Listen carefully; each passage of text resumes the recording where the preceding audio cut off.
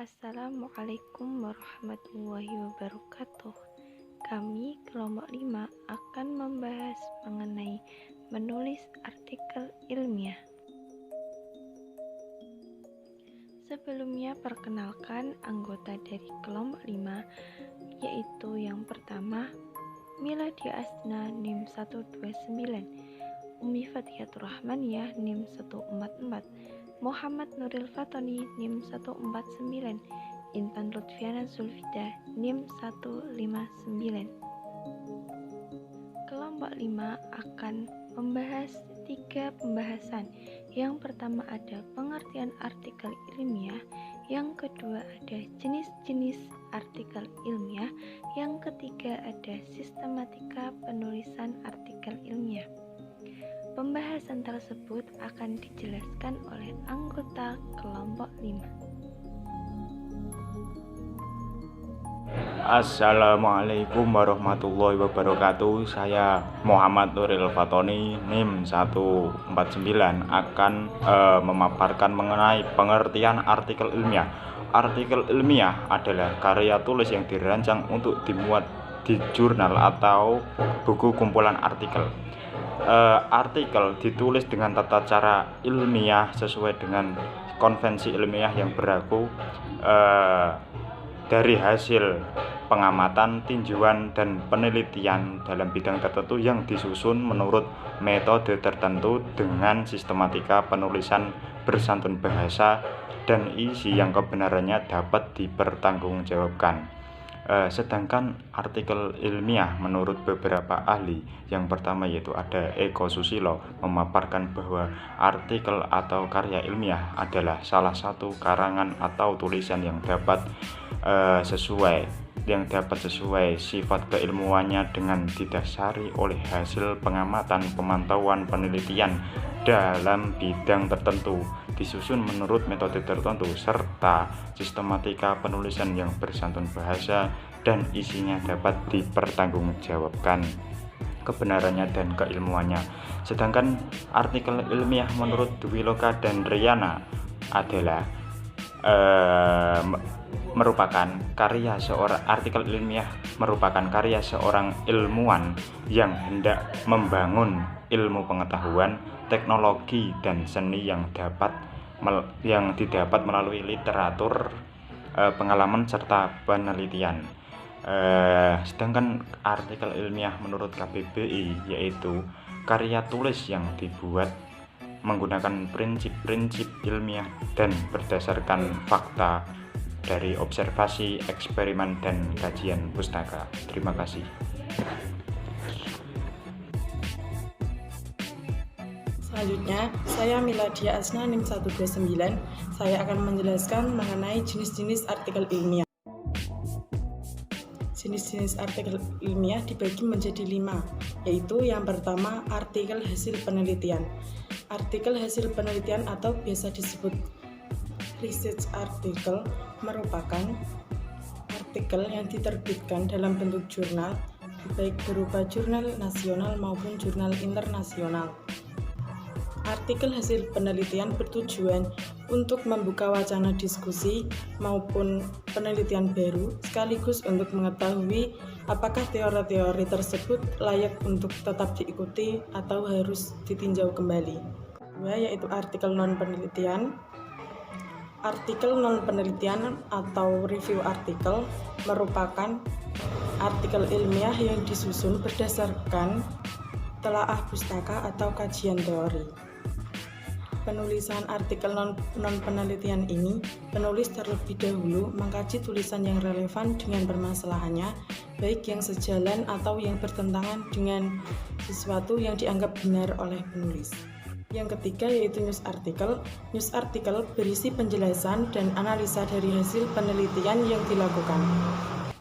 Tujuan utama news article merupakan memberikan informasi atau wawasan yang akurat kepada masyarakat berdasarkan observasi, eksperimen, atau survei yang dilakukan peneliti. Yang keempat, artikel abstrak dan proceeding.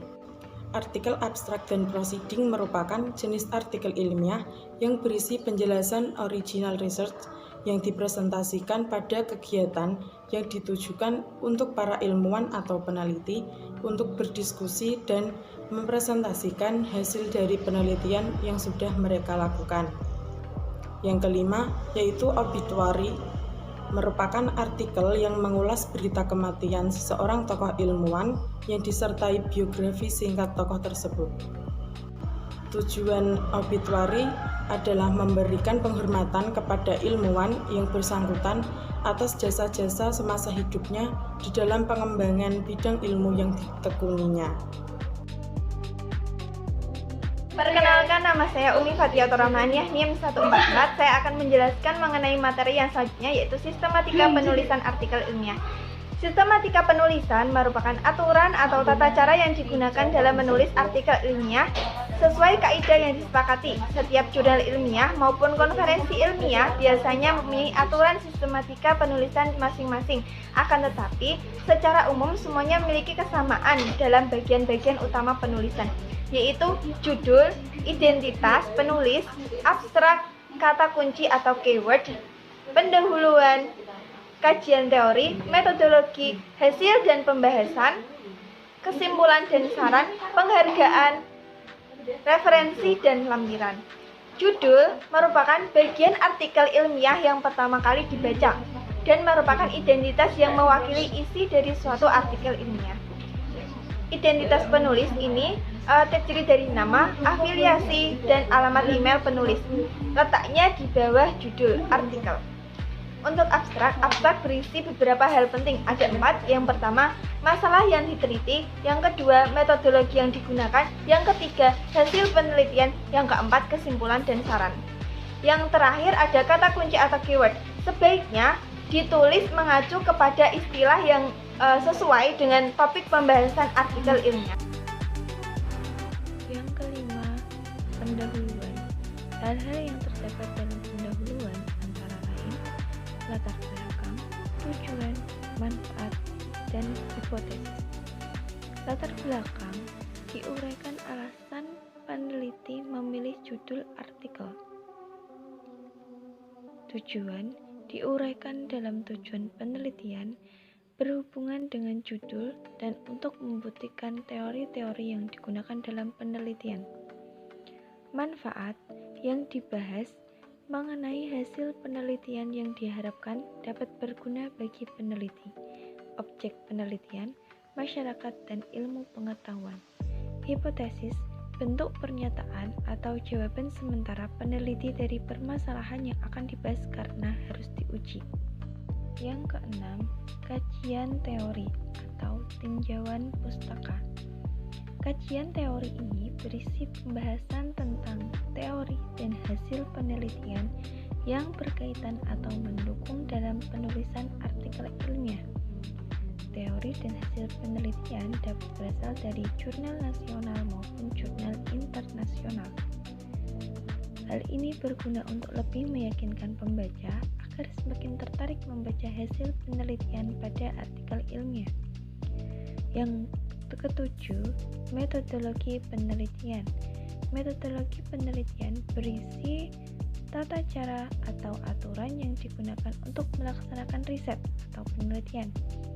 Dalam artikel ilmiah, bagian metodologi ini berisi uraian bagaimana proses penelitian dilaksanakan secara singkat namun harus jelas. Yang kedelapan yaitu hasil dan pembahasan. Pada bagian ini dapat dilihat bagaimana kemampuan dan kualitas seorang peneliti dalam menganalisa data-data penelitian yang diperoleh. Yang kesembilan yaitu kesimpulan dan saran. Kesimpulan merupakan jawaban atas pertanyaan-pertanyaan yang dapat pada rumusan masalah. Yang kesembilan yaitu saran, biasanya berisi rekomendasi untuk penelitian-penelitian selanjutnya. Yang kesepuluh yaitu penghargaan. Penghargaan adalah suatu bentuk ucapan terima kasih kepada perorangan atau institusi yang telah memberikan bantuan terhadap pelaksanaan penelitian dan penyusunan artikel ilmiah. Yang ke-11 yaitu referensi. Bagian yang berisi sumber rujukan yang dipakai penulis untuk mengutip literatur sebagai bahan artikel ilmiah. Yang terakhir yaitu lampiran. Isi lampiran berupa tabel, grafik, gambar, dan sebagainya. Lampiran ini merupakan bagian tambahan dalam penulisan artikel ilmiah yang berisi informasi atau data-data yang berkaitan dengan artikel ilmiah. Sekian dari kelompok 5, semoga bermanfaat.